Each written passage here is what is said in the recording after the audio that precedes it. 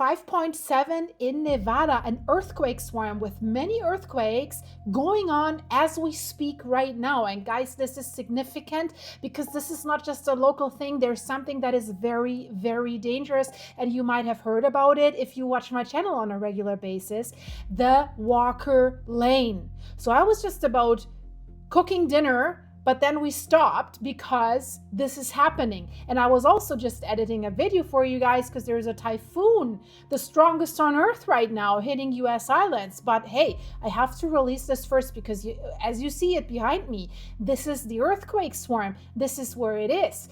And it was felt, believe me guys. So what is actually happening right now in Western Nevada, and not a little desert quake, as I said it, you see, several, and a strong earthquake that struck near Silver Springs in Western Nevada at 6:29 local PM time right now. So depth is shallow, roughly at 9 kilometers. That's only 5.6 miles, which is exactly the kind of depth that makes people really feel it across a wide area. And this is why people immediately started talking about Carson City. And you guys, my great viewers, you alarmed me as well. Say, hey, where's the video? Well, here is the video. Thanks for letting me know. So even though the earthquake was not centered directly under Carson City, it was felt across Western Nevada, including the Reno-Carson area and into Northern California as well. So this is significant. Reports say people felt it in Reno, around Lake Tahoe, and in California as far as Sacramento, Davis, Modesto, and even Grass Valley. So that is telling us right away that this was not some isolated little pop in the desert. This was a regional, and it is a regional shaking event because it continues. So who was exposed or is exposed to the shaking? Let's talk about that before we talk about the Walker Lane and the tectonics in this area. And before we do that, guys, please leave a like and a hype for this video. Doesn't cost you anything, but it helps my channel.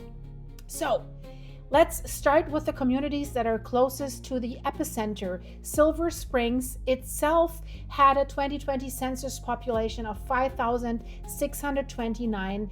It's Leon County, where Silver Springs actually sits, had an estimated 63,718 people in 2024, 65,088 in 25, so it's growing.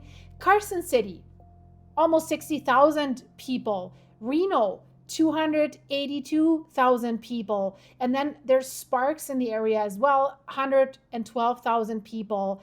And Fallon, another nearby community, had almost 10,000 people. So even if the strongest shaking was concentrated near Silver Springs, you've seen it in the map behind me, I'm zooming in, it's a reservation, doesn't look like really heavy populated. This quake hit inside a corridor with a very substantial surrounding population footprint. Now, here's the part people really want to know right now. Is there damage? So far, and this thing is still going on, the reporting is actually pretty restrained. USGS assigned the event still as a green pager alert, with means like low probability of major casualties or major economic losses. But that does not mean nothing happened. We have to wait as data come in. So I think this is not turning into, when it comes to damages and losses, into a major disaster event. But this is still strong because this region is significant, seismically active, how we can say. So this was not just one jolt. Reports say that the main shock was followed by more than a dozen aftershocks, within several in the magnitude 2.6 to 3.7, and they keep coming, as you see here in the map behind me. So that's why many people still keep checking their phones after the first big one hit, because the ground often stays unsettled for a while after events like this. So was the 5.7 the main shock? Well, hopefully, right? But Now let's talk about why this area matters so much geologically, because this is where the story gets more serious. We're talking about Western Nevada. This is part of the famous Walker Lane, one of the most important and most underappreciated, if we can say appreciated with earthquakes and fault lines, right? Seismic zones in the western United States. We know everyone talks about the San Andreas fault, Cascadia subduction zone. Yeah, but this is not a single clean fault like many people imagine. It is a broad, complicated belt of several faults, actually, that are running along the eastern side of the Sierra Nevada. We've talked about it in with other context. So it's carrying a meaningful share of the plate tectonics, of the plate motion between the Pacific plate and the North American plate. Now you're probably understanding, whoopsie, what is this?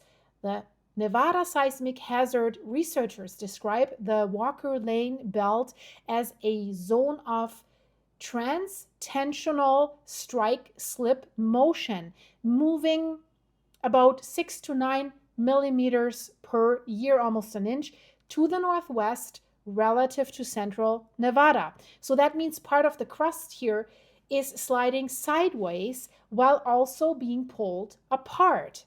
So that combination makes the region mechanically, I have to say, messy, really messy, but also very active.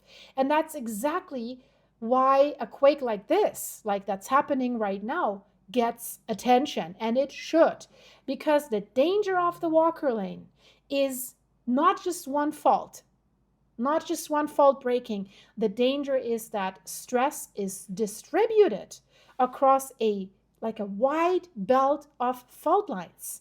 Some are better studied than others, and that makes it harder to know in advance exactly where the next stronger event might strike. Because if you have only one fault, it's a little bit easier, right? You can at least say it might strike along that fault line.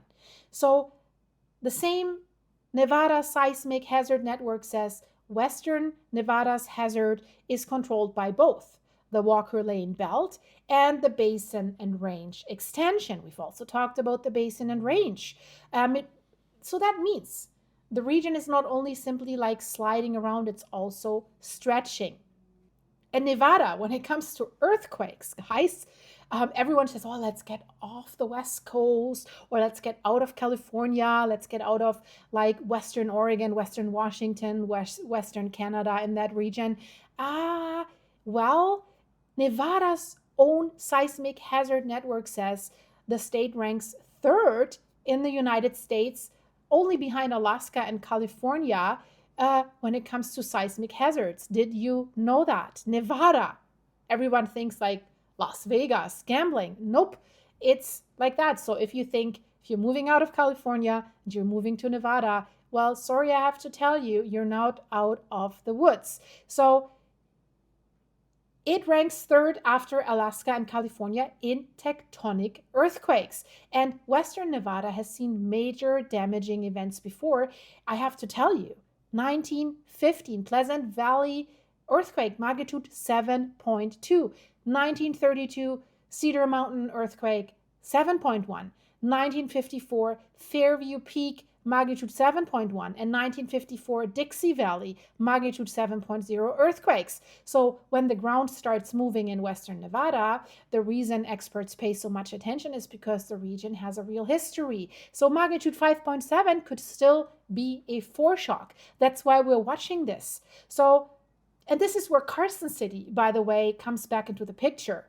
Carson City sits inside this broader Walker Lane environment, not outside, inside. So that means that even today's strongest earthquake was closer to Silver Springs. The bigger story for us, for you that watch this, is regional tectonic stress and not just city limits, right? Not just city limits on a map. Carson City, Reno, Tahoe, Fallon, Fernley, Silver Springs, these are not isolated points. They sit within the same wider deformation corridor. That is why one event near Silver Springs can be felt across such a broad part of Nevada and into California. So the real takeaway that I'm having from this right now is people felt it across a very large area. It hit near populated communities. Aftershocks are following. Hopefully they're aftershocks, right? But there are no confirmed reports, and that's a good thing, of major damage or loss of life. Bigger concern is what this reminds us of. What could happen there, right? About Western Nevada itself. I mentioned magnitude 7 plus earthquakes. So I hope you like that, guys. And let's talk about Yellowstone. You have to see that video. It changes everything. We have to say that sentence again. Scientists were wrong. The magma is somewhere else and it's closer to the surface. So check out both videos, subscribe, like, and hype. If you want to support the channel, link is in the description. You can fill me up with coffee. Thank you for everyone who's doing that. And thanks for the supers. And if you want to know more about me and behind the scenes, chaotic things that happen to me, click the join button to become a supporting member of the channel. Thank you guys. I see you here. Bye-bye.